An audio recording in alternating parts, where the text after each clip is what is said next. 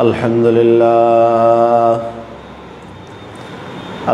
لله نحمده ونستعينه ونستغفره ونؤمن به ونتوكل عليه ونعوذ بالله من شرور أنفسنا ومن سيئات أعمالنا من يهده الله فلا مضل له ومن يضلله فلا هادي له ونشهد أن لا إله إلا الله وحده لا شريك له ونشهد أن سيدنا وسندنا وحبيبنا وأولانا ومولانا محمدا عبده ورسوله الذي أرسله الله تعالى إلى الناس كافة بشيرا ونذيرا وداعيا إلى الله بإذنه وسراجا منيرا أما بعد فأعوذ بالله من الشيطان الرجيم بسم الله الرحمن الرحيم أياما معدودات فمن كان منكم مريضا أو على سفر فعدة من أيام أخر وعلى الذين يطيقونه فدية طعام مسكين فمن تطوع خيرا فهو خير له وأن تصوموا خير لكم إن كنتم تعلمون وقال رسول الله صلى الله عليه وسلم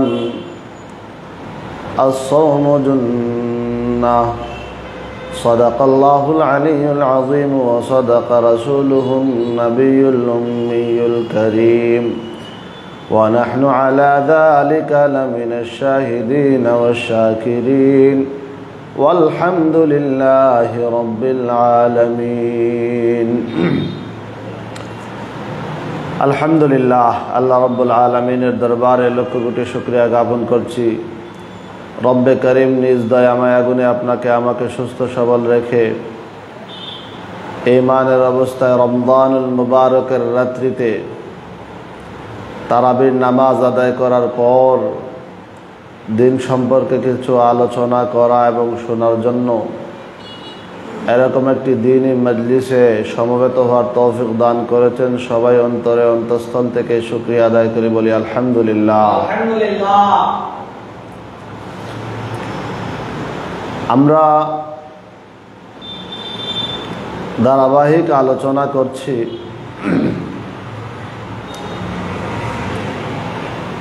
আজকে আমাদের চতুর্থ পর্ব।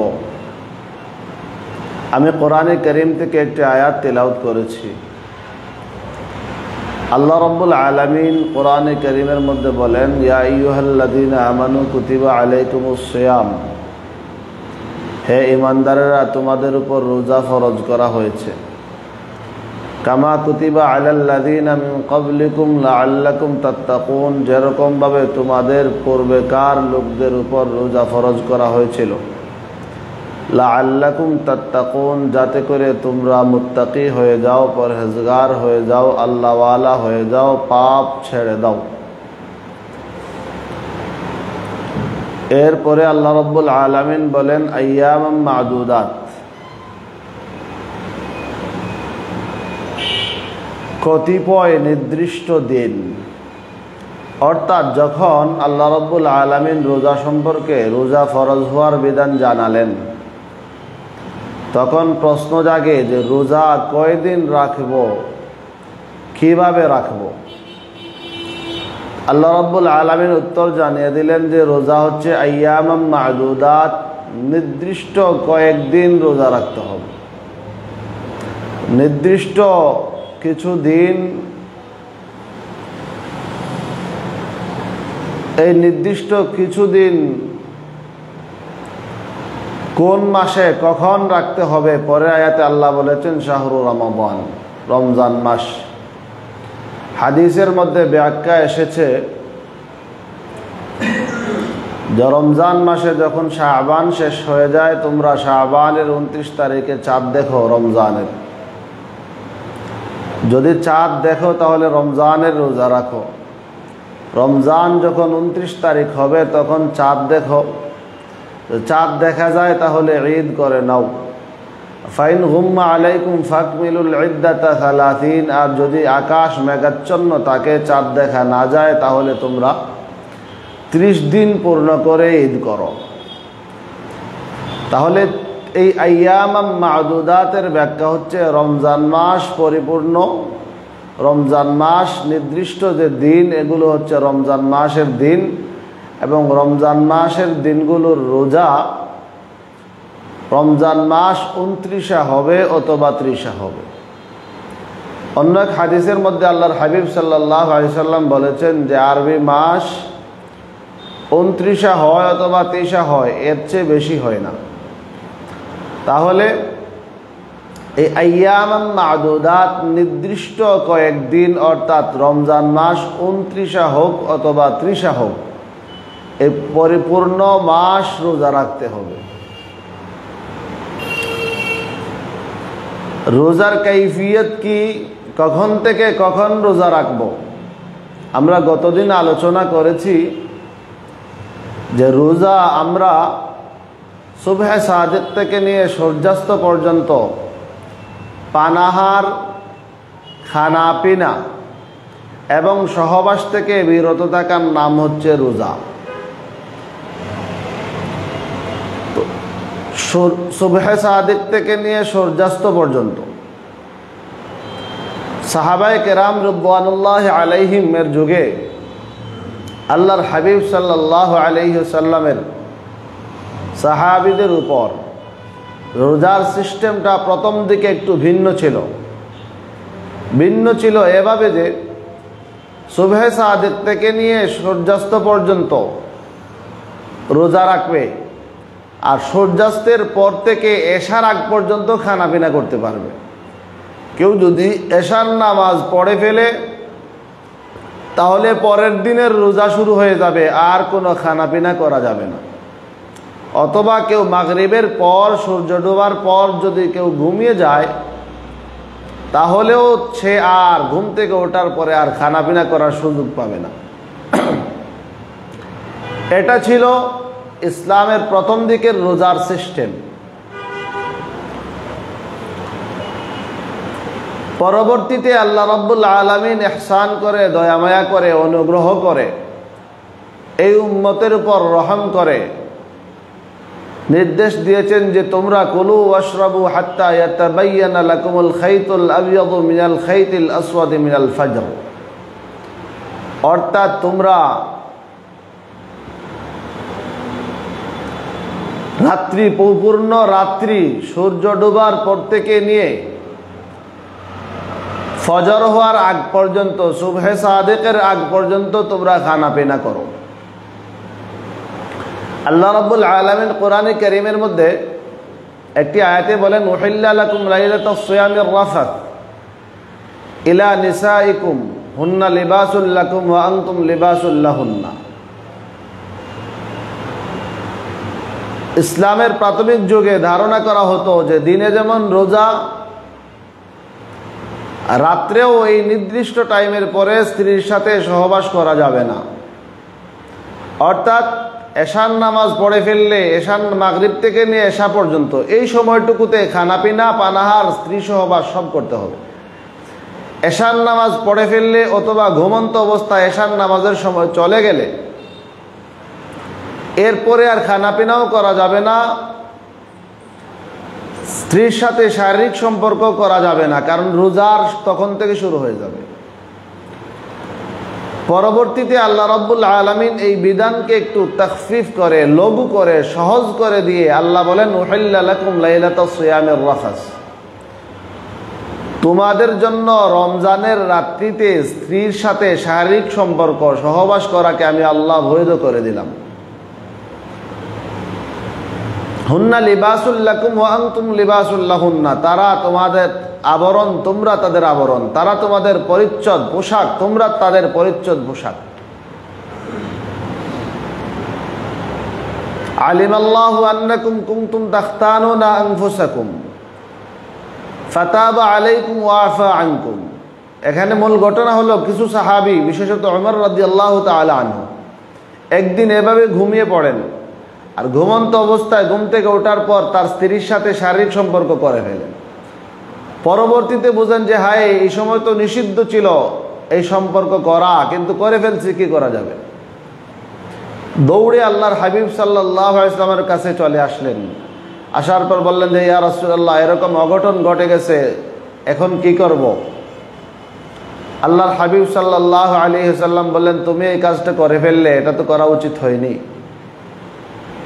আল্লাহ রাব্বুল আলামিন তখন এই আয়াত নাজিল করে জানায় দিলেন যে আমার উম্মতদের প্রতি আমি রহম করে, দয়া করে, মায়া করে তাদেরকে রাতের যে সীমাবদ্ধতা ছিল যে এশা পর্যন্ত তারা খানাপিনা এবং শারীরিক জৈবিক চাহিদা পূরণ করতে পারবে, এটাকে আমি আল্লাহ পূর্ণ রাতের জন্য বন্দোবস্ত করে দিলাম। তো আল্লাহ বলেন আলিমাল্লাহু আন্নাকুম কুনতুম তাখতানুনা আনফুসাকুম, আল্লাহ রাব্বুল আলামিন জানেন তোমাদের মধ্য থেকে যারা খেয়ানত করে, অর্থাৎ রাত্রিবেলায় ভুলবশত হোক অনিচ্ছাকৃত হোক তার স্ত্রীর সাথে সম্পর্কে জড়ায়া যায়। ফাতাবা আলাইকুম, অতঃপর আল্লাহ তাদের তওবা কবুল করলেন। ফালআনা বাশিরুহুন্না, আল্লাহ বলেন তাহলে এখন থেকে তোমরা রাত্রিকালীন সহবাস করতে পারবা রোজার দিনও। ওয়াবতাগু মা কাতাবাল্লাহু লাকুম, এবং তোমরা তোমাদের স্ত্রীর সাথে সম্পর্ক তৈরি করে আল্লাহ রাব্বুল আলামিন তোমাদেরকে যে সন্তান দিবেন, দিতে চান, তা তোমরা তালাশ করো। ওয়াকুলু ওয়াশরাবু, এবং তোমরা পানাহার করো। হাত্তা ইয়াতাবায়্যানা লাকুমুল খাইতুল আবয়াদু মিনাল খাইতিল আসওয়াদি মিনাল ফাজর, আল্লাহ বলেন রাত্রের অন্ধকার শেষ হয়ে, কালো রেখা শেষ হয়ে সাদা রেখা, শুভ্র রেখা উদিত হওয়া পর্যন্ত তোমরা খানাপিনা করো। অর্থাৎ ফজরের টাইম হওয়ার আগ পর্যন্ত, রাত্রের অন্ধকার শেষ হয়ে ফজর শুরু হওয়ার আগ পর্যন্ত তোমরা খানাপিনা, পানাহার এবং সহবাস করতে পারবা। সুম্মা আতিম্মু সিয়ামা ইলাল লাইল, এরপরে যখন সাদা রেখা হয়ে যাবে, সুবহে সাদিক হয়ে যাবে, তখন তোমরা আর খানাপিনা পানাহার করতে পারবা না। আবার রাত পর্যন্ত, অর্থাৎ সূর্য ডোবা পর্যন্ত তোমরা উপবাস থাকবা, পানাহার, খানা পিনা এবং সহবাস থেকে বেঁচে থাকবা।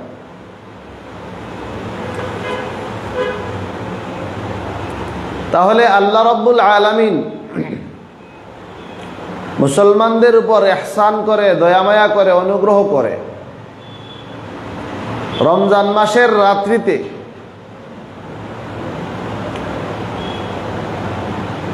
কোন মুসলমান চাইলে মাগরিব পর থেকে নিয়ে ফজর হওয়ার আগ পর্যন্ত তার জৈবিক চাহিদা তার স্ত্রীর সাথে পূরণ করতে পারবে এবং পানাহার করতে পারবে। আর ইসলামের প্রথম যুগে ছিল যে না, এশার নামাজ পড়ে নিলে আর এগুলো করা যাবে না, অথবা মাগরিব পরে যদি কেউ ঘুমিয়ে যায়। তাফসীরের কিতাবাদির মধ্যে কায়েস ইবনে সুরমা আনসারী রাদিয়াল্লাহু তাআলা আনহুর একটি ঘটনা উল্লেখ আছে। তিনি ছিলেন একজন কৃষক সাহাবী, কৃষি কাজ করতেন। আনসার সাহাবায়ে কেরাম অধিকাংশই কৃষি পেশার সাথে জড়িত ছিলেন, আর মুহাজির সাহাবায়ে কেরাম ব্যবসা বাণিজ্যের সাথে জড়িত ছিলেন। মক্কার লোকেরা ব্যবসা বাণিজ্য করত আদিকাল থেকে, আর মদিনায় জমি ছিল, কৃষি কাজ করার পর্যাপ্ত সুযোগ ছিল।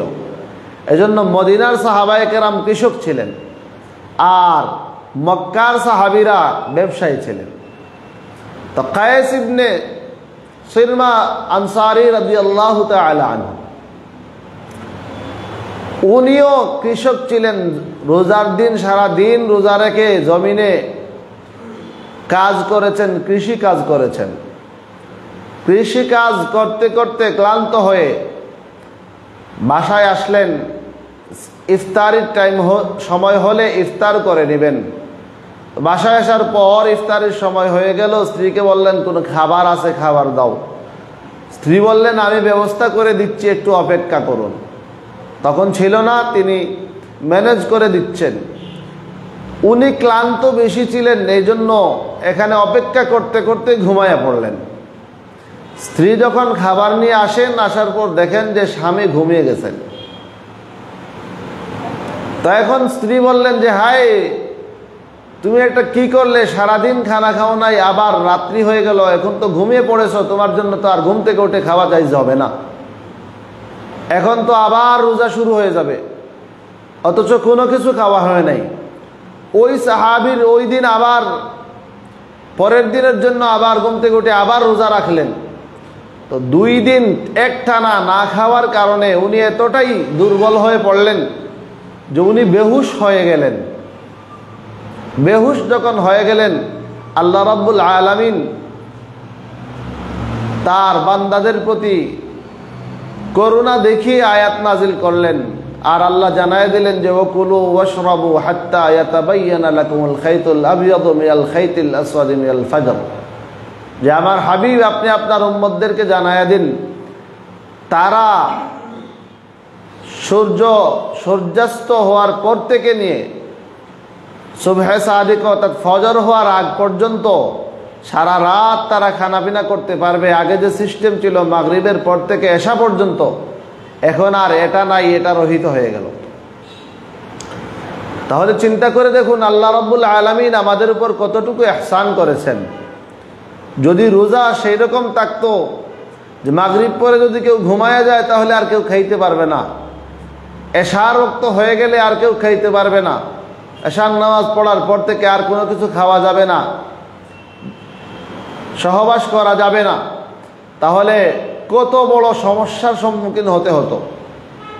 আল্লাহ রাব্বুল আলামিন ইহসান করে বললেন যে না, সারা রাত্রি তোমরা খানাপিনা পানাহার করো, জৈবিক চাহিদা নিবারণ করো। হ্যাঁ, যখন ফজর হয়ে যাবে, সুবহে সাদিক হয়ে যাবে, তখন থেকে আর কোনো পানাহার করা যাবে না, জৈবিক চাহিদা নিবারণ করা যাবে না। তো বলছিলাম আল্লাহ রাব্বুল আলামিন বলেন আইয়ামাম মা'দুদাত, নির্দিষ্ট কয়েকদিন তোমরা রোজা রাখো। এই নির্দিষ্ট কয়েকদিন মানে 1 মাস, রমজান মাস। তো আপনারা দেখেছেন অনলাইনে একটা হিয়াজুড়ি নামে একটা ভণ্ড রয়েছে। সেই ভণ্ড বলে যে কোরআনে কারীমের মধ্যে আল্লাহ রাব্বুল আলামিন কোথাও রমজান মাস রোজা রাখতে হবে এ কথা বলেন নাই, নাউজুবিল্লাহ।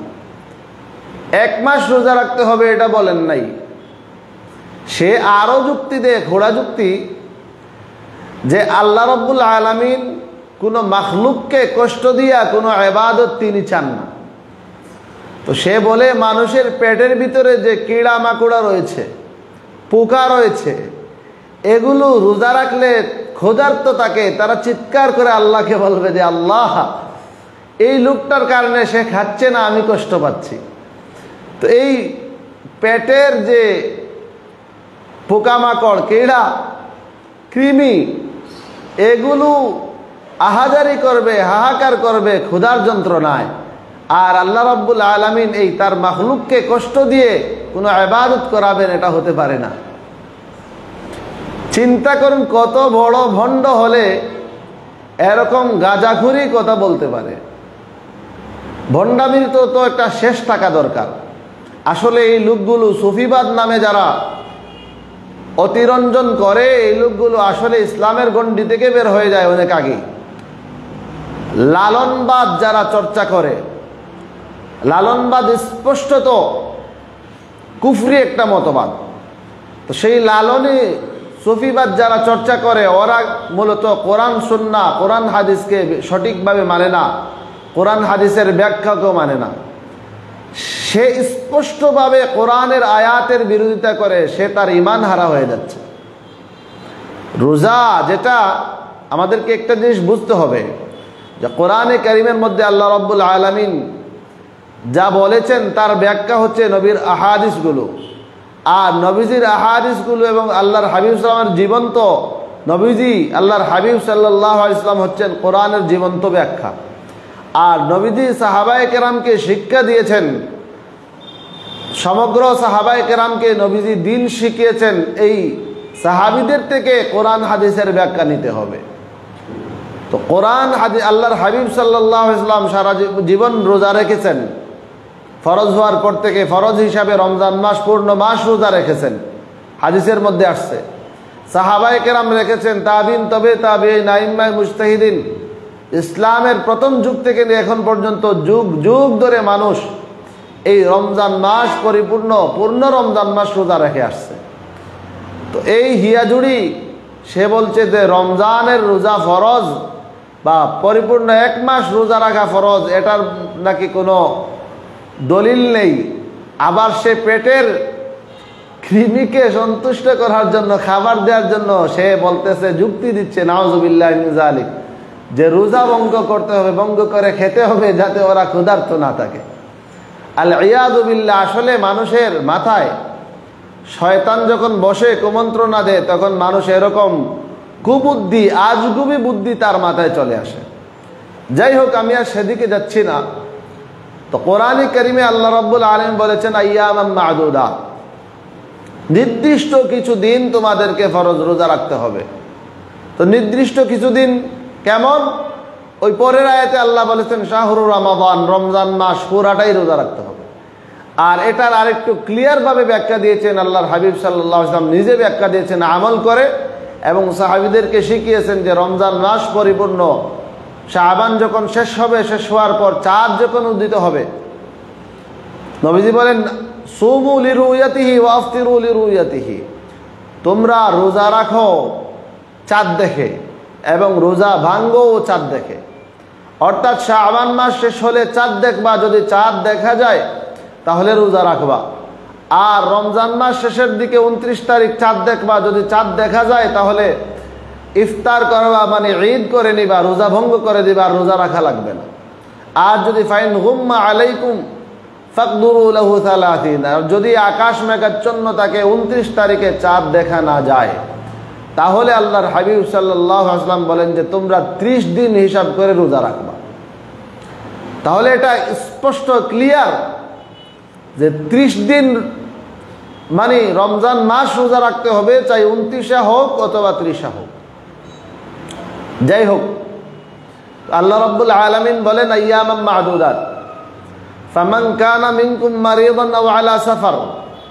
আল্লাহ রাব্বুল আলামিন বলেন যে এখন যদি কেউ তোমাদের মধ্য থেকে কেউ অসুস্থ হয়ে যায়, রোজা রাখতে অক্ষম, আও আলা সাফার, অথবা সফরে থাকে, ফাইদ্দাতুম মিন আইয়ামিন নুখার, তাহলে সে অন্য দিনে সে রোজা রাখবে।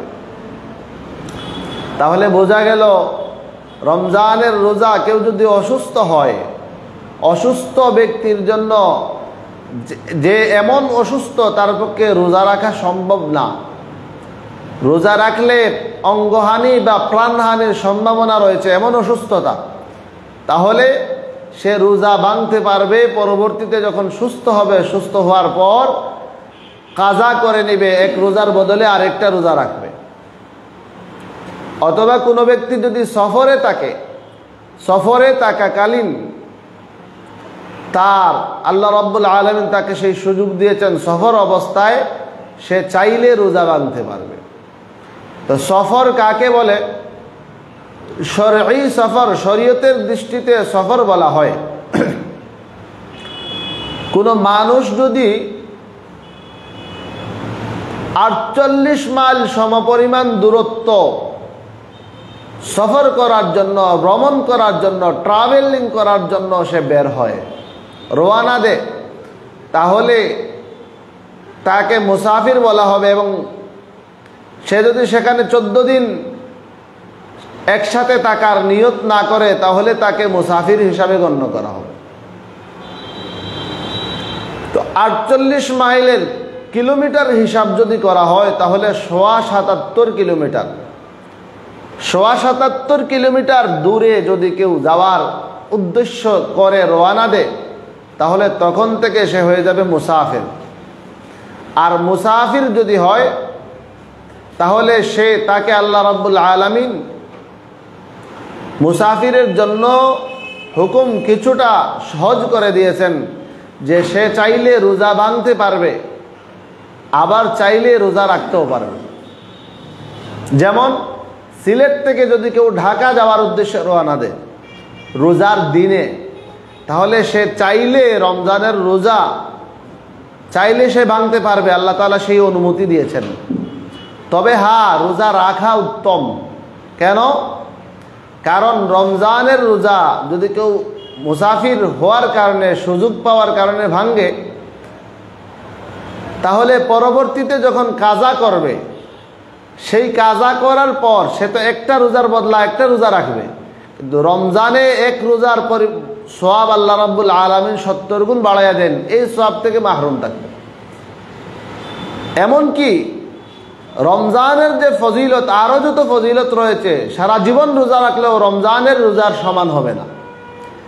এজন্য পারতপক্ষে সফরে থাকলেও কেউ রোজা ভাঙবে না, না ভাঙা উচিত, কিন্তু চাইলে ভাঙতে পারবে। হ্যাঁ, যদি কষ্ট হয় তাহলে যেহেতু আল্লাহ রাব্বুল আলামিন সুযোগ দিয়েছেন, অনুমতি দিয়েছেন, তাইলে রোজা ভাঙতে পারবে। নামাজের ব্যাপারটাও মুসাফিরের জন্য অনেকটা সহজ। মুসাফির নামাজে কসর করবে, আর বাড়িতে থাকলে ইতমাম করবে, মানে পরিপূর্ণ নামাজ পড়বে। কসর মানে কি? ওই যে বললাম 77 কিলোমিটার দূরে যাওয়ার উদ্দেশ্যে যদি রওনা দেয় এবং একসাথে 14 দিন একসাথে সেখানে অবস্থান করবে না, এর চেয়ে কম দিন সে চলে আসবে, এরকম যদি হয় তাহলে এই লোকটা হচ্ছে শরীয়তের দৃষ্টিতে মুসাফির। তার জন্য নামাজ হচ্ছে 4 রাকাতি নামাজে 2 রাকাত পড়বে, এটাকে কসর বলা হয়। 4 রাকাতি নামাজে কয় রাকাত? 2 রাকাত। 4 রাকাতি নামাজে 2 রাকাত পড়বে, 3-এ 3 পড়বে, 2-এ 2 পড়বে। আর শুধু 4 রাকাতি নামাজকে আল্লাহ শর্ট করে, সহজ করে 2 বানিয়ে দিয়েছে। তো নামাজের ক্ষেত্রে হানাফি ফুকাহে কেরামের বক্তব্য হচ্ছে যে কসর, মুসাফির যদি কসর না করে, ইতমাম করে পরিপূর্ণ নামাজ পড়ে নেয়, তাহলে সে গুনাহগার হবে, সে আল্লাহর হুকুম লঙ্ঘন করার কারণে। কেননা আয়েশা রাদিয়াল্লাহু আনহা থেকে একটা হাদিস বর্ণিত আছে। আয়েশা রাদিয়াল্লাহু আনহা বলেন যে নামাজ সফরের অবস্থায় নামাজ 2 রাকাত করে ফরজ করা হয়েছে। অর্থাৎ 4 রাকাতি নামাজ যেগুলো, এগুলো 2 রাকাত করে ফরজ। এখন 2-এর বেশি পড়লে, যেমন কেউ ফজরের নামাজে যদি 3 রাকাত পড়ে অথবা 4 রাকাত পড়ে, তাহলে তার নামাজ যেরকমভাবে হবে না বা আল্লাহর নির্দেশ লঙ্ঘনের কারণে গুনাহগার হবে। ঠিক তেমনিভাবে হানাফি ফুকাহায়ে কেরামের বক্তব্য হচ্ছে সফরের অবস্থায় যদি 4 রাকাতের নামাজ 4 রাকাতই পড়ে, তাহলে সে গুনাহগার হবে, সে কসর করবে, 4-এর জায়গায় 2 পড়বে। কিন্তু রোজার ক্ষেত্রটা ভিন্ন। রোজার ক্ষেত্রে আল্লাহ রাব্বুল আলামিন রুখসত দিয়েছেন, সুযোগ দিয়েছেন, চাইলে ভাঙতে পারবে, আবার চাইলে রাখতে পারবে, তবে রাখাটাই হচ্ছে উত্তম। আল্লাহ বলেন ফামান কানা মিনকুম মারিদান আও আলা সাফার ফাইদ্দাতুম মিন আইয়ামিন উখার। কেউ যদি অসুস্থ হয়, রোগ আক্রান্ত হয়, তাহলে অথবা মুসাফির হয়, তাহলে এবং রোজা রাখতে না পারে, তাহলে পরবর্তীতে এগুলোর কাজা করে নেবে। ওয়ালাল্লাযীনা ইউতীকুনাহু ফিদিয়াতুন তাআমু মিসকিন। আল্লাহ বলেন যারা রোজা রাখার সামর্থ্য রাখে না তারা ফিদিয়া দিবে। বলুন তো দেখি, যারা রোজা রাখার সামর্থ্য রাখে না তারা কি দিবে? ফিদিয়া দিবে। কি দিবে? ফিদিয়া দিবে। যারা রোজা রাখার সামর্থ্য রাখে না তারা কি করবে? ফিদিয়া দিবে। তো রোজা রাখার সামর্থ্য নেই, এটা বোঝা যাবে কিভাবে? 2 ধরনের। একটা হচ্ছে লোকটা অতিশয় বৃদ্ধ, বার্ধক্যের কারণে সে এখন আর রোজা রাখার শক্তি হারিয়ে ফেলছে, সে রোজা রাখতে পারবে না, এবং এই বার্ধক্য থেকে আর যুবক হওয়ার সম্ভাবনা নাই, তাহলে এই লোকটা রোজা রাখতে অক্ষম বলে বিবেচিত হবে। আবার কোনো লোক যদি এমন হয় স্থায়ী দীর্ঘমেয়াদী কোনো রোগে আক্রান্ত, যে রোগের কারণে সে এখন আর এই রোগ থেকে ভালো হবে সেই সুযোগ আর সাধারণত নেই, তাহলে এই লোকটাও রোজা রাখতে অক্ষম। এই জাতীয় লোকগুলো অতি বার্ধক্যের কারণে অথবা অসুস্থতার কারণে যদি রোজা রাখার শক্তি লোপ হয় আর এই শক্তি আর কখনো ফিরে আসার সম্ভাবনা না থাকে, তাহলে এই লোকটার ক্ষেত্রে আল্লাহর হুকুম হচ্ছে, আল্লাহ বলেন ওয়ালাল্লাযীনা ইউতীকুনাহু লা ইউতীকুনাহু, যারা রোজা রাখার সামর্থ্য রাখে না, ফিদিয়াতুন তাআমুম মিসকিন, ওয়ালাল্লাযীনা ইউতীকুনাহু ফিদিয়াতুন তাআমুম মিসকিন, যারা রোজা রাখার সামর্থ্য রাখে না তারা ফিদিয়া দিবে। তো ফিদিয়া কেমনে দিবে? মিসকিনকে খানা খাওয়াবে, মিসকিনকে 2 বেলা খানা খাওয়াইতে যে খরচ আসে এটা দিবে। তবে এখানে আরেকটা জিনিস খেয়াল রাখতে হবে, ফিদিয়ার টাকাটা সদকায়ে ফিতরের সমপরিমাণ হতে হবে, এর চেয়ে কম হলে হবে না। মানে আপনি একজন মিসকিনকে ফিদিয়ার টাকা দেবেন, তো ফিদিয়ার মানে 2 বেলা খানা খাওয়াবেন অথবা টাকা দিবেন, তো টাকার পরিমাণটা সদকায়ে ফিতর থেকে যেন কম না হয়। একজন মানুষের উপর সদকায়ে ফিতর যেমন আসে, এই সদকায়ে ফিতর থেকে যেন কম না হয়, সদকায়ে ফিতরের সমান অথবা তার থেকে বেশি হওয়া চাই, এবং 2 বেলা খানা খেতে পারে এই পরিমাণ একটা টাকা দিতে হবে। ওয়ালাল্লাযীনা ইউতীকুনাহু ফিদিয়াতুন তাআমু মিসকিন। এখানে আরেকটা জিনিস বলে রাখি, কোনো মানুষ যদি অসুস্থ হওয়ার কারণে নামাজ পড়তে পারে না, অক্ষম হয়, কয়েক ওয়াক্ত নামাজ কাজা হয়ে যায়, এরপরে সে মারা যায়, তাহলে তার পক্ষ থেকেও ফিদিয়া দেওয়া হবে। যদি সে ওসিয়ত করে যায়, তার সন্তানরা তার পক্ষ থেকে ফিদিয়া দিবে। তখন নামাজের ফিদিয়া রোজার ফিদিয়ার মতো, অর্থাৎ এক রোজার জন্য এক সদকায়ে ফিতরের সমপরিমাণ ফিদিয়া দিতে হয়, সমপরিমাণ মূল্য ফিদিয়া দিতে হয়। ঠিক তেমনিভাবে এক ওয়াক্ত নামাজের জন্য এক সদকায়ে ফিতরের সমপরিমাণ ফিদিয়া দিতে হয়। তবে নামাজের ক্ষেত্রে একদিনে 5 ওয়াক্ত নামাজ না ধরে 6 ওয়াক্ত ধরবে, 5 ওয়াক্ত 5 ওয়াক্তের হিসাব, আর বিতরের নামাজটাকে আলাদাভাবে হিসাব করবে, যেহেতু এটা ওয়াজিব ছিল, পড়তে পারে নাই, এই জন্য 6 ওয়াক্তের ফিদিয়া ধরে হিসাব করে, 6 ওয়াক্ত ধরে হিসাব করে ফিদিয়া আদায় করবে। হানাফি মাযহাবের ফুকাহায়ে কেরামের বক্তব্য হচ্ছে যে এরকমভাবে এই নামাজের জন্য ফিদিয়া দিতে হয়, রোজার জন্য ফিদিয়া দিতে হয়। যাই হোক, কোরআনে কারিমে শুধুমাত্র রোজার ক্ষেত্রে ফিদিয়ার কথা বলা হয়েছে, নামাজের ক্ষেত্রে ফিদিয়া বলা হয় নাই। কিন্তু ফুকাহায়ে কেরাম কিয়াস করেছেন, যেহেতু রোজার ক্ষেত্রে ফিদিয়া দিতে হয়, তাহলে নামাজও ফরজ বিধান যেহেতু পারে নাই, এজন্য নামাজের পরিবর্তেও ফিদিয়া দিতে হবে। ওয়ালাল্লাযীনা ইউতীকুনাহু ফিদিয়াতুন তাআমু মিসকিন ফামান তাতাওয়া খায়রান ফাহুয়া খায়রুল লাহু ওয়া আন তাসুমু খায়রুল লাকুম ইন কুনতুম তা'লামুন। আল্লাহ বলেন যে কেউ যদি স্বেচ্ছায় রোজা রাখে তাহলে এটা তার জন্য কল্যাণকর। অসুস্থ রোগী ব্যক্তি কিন্তু এরপরেও রোজা রাখতেছে, মুসাফির কিন্তু রোজা রাখে, রাখুক, সমস্যা নাই, এটা সওয়াব পাবে। ফামান তাতাওয়া খায়রান ফাহুয়া খায়রুল লাহু ওয়া আন তাসুমু খায়রুল লাকুম ইন কুনতুম তা'লামুন। রোজা রাখাটাই তোমাদের জন্য উত্তম যদি তোমরা জেনে নাও। তাহলে বোঝা গেল আল্লাহ রাব্বুল আলামিন রোজাদারের জন্য রমজান মাসে মুসাফিরের জন্য এবং অসুস্থ ব্যক্তির জন্য রোজা ভাঙ্গার অনুমতি দিয়েছেন। হ্যাঁ, যদি রোজা রাখতে সক্ষম হয়, রোজা রেখে নেয় তাহলে ভালো, কিন্তু যদি রোজা রাখলে মুসাফির যদি চায় রোজা ভাঙতে পারবে। অসুস্থ ব্যক্তি যে অসুস্থতার কারণে রোজা রাখতে অক্ষম, এরকম ব্যক্তি রোজা ভাঙতে পারবে, আল্লাহ রাব্বুল আলামিন অনুমতি দিয়েছেন। বা রোগ বেড়ে যাবে এমন যদি হয়, রোজা রাখার কারণে রোগ বেড়ে যাবে, হ্যাঁ, অথবা খুব কষ্ট হবে, অথবা প্রাণহানি বা অঙ্গহানি হওয়ার সম্ভাবনা থাকে। এমনকি গর্ভধারিণী মায়েরা যদি দেখা যায় রোজা রাখার কারণে পেটের সন্তান ক্ষতি হওয়ার সম্ভাবনা আছে, অথবা দুধ যেসব মায়েরা সন্তানদেরকে দুধ পান করান, দেখা যায় রোজা রাখার কারণে সন্তানকে দুধ পান করানো যাচ্ছে না, বাচ্চার কষ্ট হচ্ছে, বাচ্চার সন্তানের ক্ষতিগ্রস্ত হওয়ার সম্ভাবনা রয়েছে, তাহলে এসব মায়েরাও চাইলে রোজা ভাঙতে পারবেন। তবে পরবর্তীতে এক রোজার পরিবর্তে আরেকটা রোজা কাজা করতে হবে। কিন্তু আমি আগেই বলেছি যে রোজা যদিও ভাঙ্গার অনুমতি রয়েছে, কিন্তু রোজা রমজান মাস ব্যতীত সারা জীবন রোজা রাখলেও রমজান মাসের রোজার সমান সওয়াব হবে না। এজন্য পারতপক্ষে রমজানের রোজা ভাঙ্গা যাবে না। মুসাফির হলেও চেষ্টা করা উচিত, রোগী হলেও চেষ্টা করা উচিত যথাসম্ভব রোজা রাখতে হবে। এখানে আরেকটা মাসলা বলে রাখি, অনেক রোগী রয়েছেন ইনহেলার ব্যবহার করেন। ইনহেলার একটা স্প্রে নাকে দিয়ে দেওয়া হয় বা মুখে দেওয়া হয়, ওটা বাতাসের মতো যায়, ওটার মধ্যে ওষুধের কণা ভিতরে ঢুকে। তো ইনহেলার রোজা অবস্থায় ব্যবহার করলে রোজা ভেঙে যায়।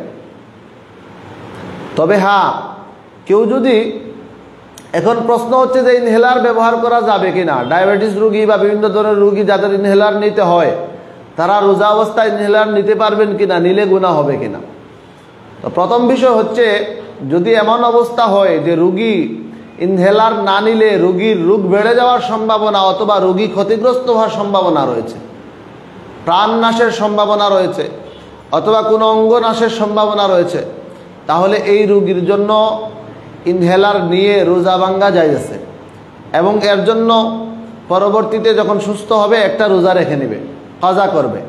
এখন যদি এমন হয় যে না, এই লোকটার পক্ষে কখনোই প্রতিদিন ইনহেলার নিতেই হয়, না নিলে তার দম বন্ধ হয়ে যাওয়ার সম্ভাবনা অথবা প্রাণনাশের সম্ভাবনা, প্রাণহানির সম্ভাবনা, তাহলে এই লোকটা সারা বছরই যদি এরকমভাবে নিতে হয় তাহলে তাকে অক্ষম ধরা হবে। আর অক্ষম ব্যক্তি যেরকমভাবে স্থায়ী অক্ষম যারা রয়েছে, যাদের আর ভালো হওয়ার সম্ভাবনা নেই, তারা যেমন ফিদিয়া দেয়, এই লোকটাও চাইলে এই লোকটাও ফিদিয়া দেবে। যাই হোক, আজকে আমাদের আলোচনা এতটুকুই ছিল। আমরা ইনশাআল্লাহ